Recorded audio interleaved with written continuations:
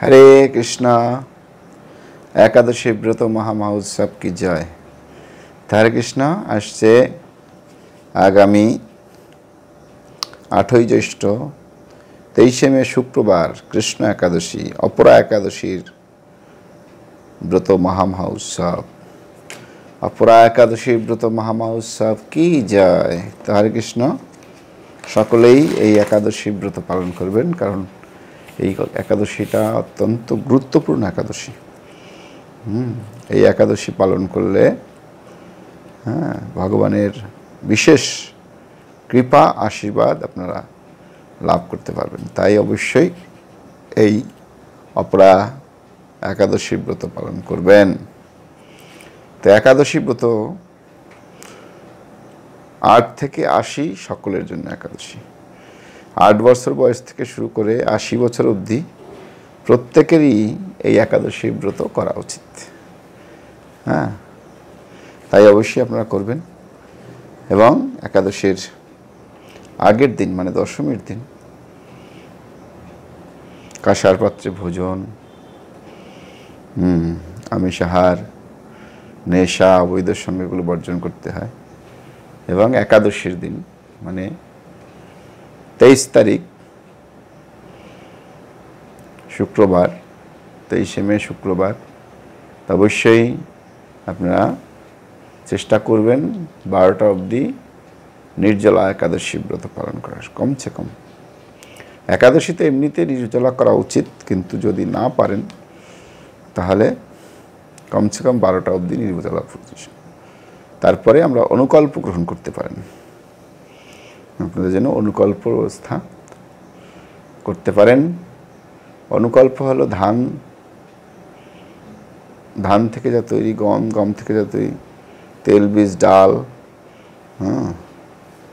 Job, ভুট্টা, এগুলো বর্জন করে ফলমূল খেতে পারেন। সাবুদানা খেতে পারেন, আলু ভাজা খেতে পারেন, দুধ খেতে পারেন যদি সর্ষের তেলে দোয়া না হয়, বা সবজি রান্না করে খেতে পারেন। কাঁচকলা, আলু, পেঁপে দিয়ে সানফ্লাওয়ার তেল বা বাদাম তেল বা খাঁটি ঘি হলে তা দিয়ে রান্না করে আপনি খেতে পারেন। একাদশীতে কত রকমের খাবার আছে খেতে পারেন। এই পঞ্চরবি শস্য বর্জন করে আপনি একাদশী ব্রত পালন করুন। অবশ্যই একাদশী দিনে চা, কফি, পান, বিড়ি, বিস্কুট এগুলো খাবেন না, তাহলে একাদশী ব্রত থাকবে না। তো সেদিন একাদশীর ব্রত পালন করুন। এবং আমরা এই স্ক্রিনেই আপনাদেরকে একাদশীর পারণ মন্ত্র, সংকল্প মন্ত্র এবং সারা বিশ্বের পারণ সময় দিয়ে দেবো এবং বলেও দেব। এই ব্রত মাহাত্ম্য পাঠ করার পরে আমরা এগুলো সব আপনাদের বলে দেব। তো হরে কৃষ্ণ। আপনারা মনোযোগ সহকারে এই একাদশীর ব্রতের কথা শ্রবণ করুন। অপরা একাদশী ব্রত মহোৎসব কি জয়। মহারাজ যুধিষ্ঠির শ্রীকৃষ্ণকে বললেন, হে কৃষ্ণ, জ্যৈষ্ঠ মাসের কৃষ্ণপক্ষিয়া একাদশীর নাম কি এবং তার মাহাত্ম্যই বা কি? আমি শুনতে ইচ্ছা করি, আপনি অনুগ্রহ করে তা বর্ণন করুন। শ্রীকৃষ্ণ বললেন, হে মহারাজ, মানুষের মঙ্গলের জন্য আপনি খুব ভালো প্রশ্ন করেছেন। বহু পুণ্য প্রদানকারী, মহাপাপ বিনাশিনী ও পুত্রদানকারী এই একাদশী অপরা নামে খ্যাত। এই ব্রত পালনকারী ব্যক্তি জগতে প্রসিদ্ধি লাভ করেন। ব্রহ্মহত্যা, গোহত্যা, ভ্রূণ হত্যা, পরনিন্দা, পরশ্রীগমন, মিথ্যা ভাষণ ইত্যাদি গুরুতর পাপ এই একাদশী ব্রত পালনে নষ্ট হয়ে যায়। যারা মিথ্যা সাক্ষ্য দান করেন, ওজন বিষয়ে ছলনা করেন, শাস্ত্রের মিথ্যা বাক্য প্রদান করেন, জ্যোতিষের মিথ্যা গণনা ও মিথ্যা চিকিৎসায় রত থাকেন, তারা সকলেই নরক যাতনা ভোগ করে। এমত অবস্থায় ব্যক্তিরাও যদি এই ব্রত পালন করে তবে তারা সমস্ত পাপ থেকে মুক্ত হয়। ক্ষত্রিয় যদি স্বধর্ম ত্যাগ করে যুদ্ধক্ষেত্র থেকে পালিয়ে যায় তবে সে ঘোরতর নরকগামী হয়, কিন্তু সেও এই ব্রত পালনে মুক্ত হয়ে স্বর্গগতি লাভ করে। মকর রাশিতে সূর্য অবস্থানকালে মাঘ মাসে প্রয়াগ স্নানে যে ফল লাভ হয়, শিবরাত্রিতে কাশীধামে উপবাস করলে যে পুণ্য হয়, গয়াধামে বিষ্ণু পাদ পদ্মে পিণ্ডদানে যে ফল লাভ হয়, সিংহ রাশিতে বৃহস্পতি অবস্থিত গৌতমী নদীতে স্নানে, কুম্ভে কেদারনাথ দর্শনে এবং বদ্রিকা আশ্রমে যাত্রা ও বদ্রীনারায়ণের সেবায়, সূর্যগ্রহণে, কুরুক্ষেত্রের স্নানে, হাতি ঘোড়া স্বর্ণদানে এবং দক্ষিণাসহ যজ্ঞ সম্পাদনে যে সমস্ত ফল লাভ হয়, এই ব্রত পালন করায় অনায়াসে সেই সমস্ত ফল লাভ হয়ে যায়। দেখছেন, শুধু একাদশী করার কারণে কত কিছু লাভ হয়ে যায়। এই অপরাব্রত পাপরূপ বৃক্ষের কুঠার স্বরূপ, পাপরূপ কুঠার দাবাগ্নির মতো পাপরূপ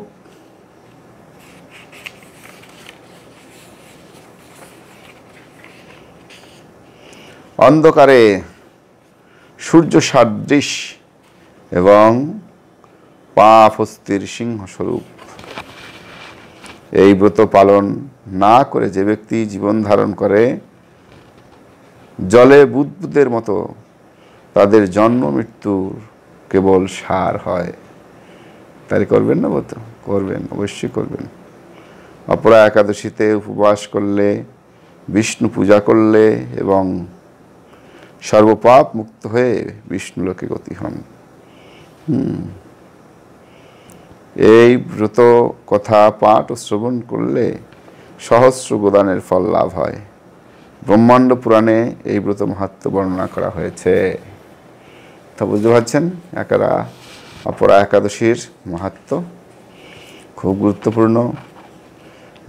আপনারা আমরা সবাই তাই অবশ্যই এই একাদশী ব্রত পালন করবেন। তো ঠিক আছে, হরে কৃষ্ণ। তো আমরা যেহেতু একাদশী ব্রত পালন করছি 23 তারিখে, 24 তারিখে আমাদের পালন। মায়াপুর এবং আশেপাশে যারা আছেন তারা 4:51 থেকে 9:19 মধ্যে পালন করবেন। ইম্ফলে যারা আছেন তারা 4:26 থেকে 28 থেকে 8:56 মধ্যে পালন করবেন। তো যারা গুয়াহাটিতে আছেন তারা 4:32 থেকে 9:04 মধ্যে পালন করবেন সকালবেলা। কোনো দানাশস্য খেয়ে, দানাশস্য বা মহাপ্রসাদ, জগন্নাথের প্রসাদ কিছু একটা খেয়ে আপনি অবশ্যই এই ব্রত ভঙ্গ করবেন। ঠিক আছে? কলকাতা এবং আশেপাশে যারা আছেন তারা 4:53 থেকে 9:20 মধ্যে পালন করবেন। ভুবনেশ্বর যারা আছেন 5:07 থেকে 9:31 মধ্যে পালন করবেন। যারা পাটনা এবং তার আশপাশে আছেন তারা 5টা থেকে 9:31 মধ্যে পালন করবেন। যারা কাঠমান্ডুতে আছেন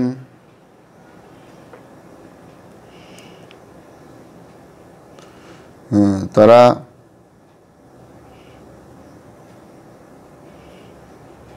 5:10 থেকে 9:43 মধ্যে পালন করবেন। চেন্নাইতে যারা আছেন তারা 5:41 থেকে 9:57 মধ্যে পালন করবেন। যারা নাগপুরে আছেন তারা 6:32 থেকে 9:57 মধ্যে পালন করবেন। যারা বৃন্দাবনে আছেন তারা 6:26 থেকে 9:59 মধ্যে পালন করবেন। যারা দিল্লিতে আছেন তারা 6:26 থেকে 10টার মধ্যে পালন করবেন। হায়দ্রাবাদে যারা আছেন তারা 6:41 থেকে 10:02 মধ্যে পালন করবেন। যারা ত্রিবন্ধমে আছেন তারা 6:02 থেকে 10:13 মধ্যে পালন করবেন। যারা কলম্বোতে আছেন তারা 6:53 থেকে 10:02 মধ্যে পালন করবেন। যারা ব্যাঙ্গালোরে আছেন তারা 6:32 থেকে 10:05 মধ্যে পালন করবেন। এবং এদের আশেপাশে যারা আছেন, যেমন মুম্বাই যারা আছেন তারা মুম্বাইয়ের আশেপাশে, পুনে টুনে, এগুলো সব একই সময় পালন হবে। যারা মুম্বাইতে আছেন তারা 6টা 11 থেকে 10টা 24 মধ্যে পালন করবেন। যারা আহমেদাবাদে আছেন তারা 5টা 55 থেকে 10টা 22 মধ্যে পালন করবেন। যারা উদামপুরে আছেন তারা 5টা 25 থেকে 10টা 5-এর মধ্যে পালন করবেন। অবশ্যই যথাসময়ে আপনারা একাদশী ব্রত পালন করবেন। চ্যানেলটা লাইক কমেন্টস সাবস্ক্রাইব অবশ্যই করবেন। হরে কৃষ্ণ, ভালো থাকবেন।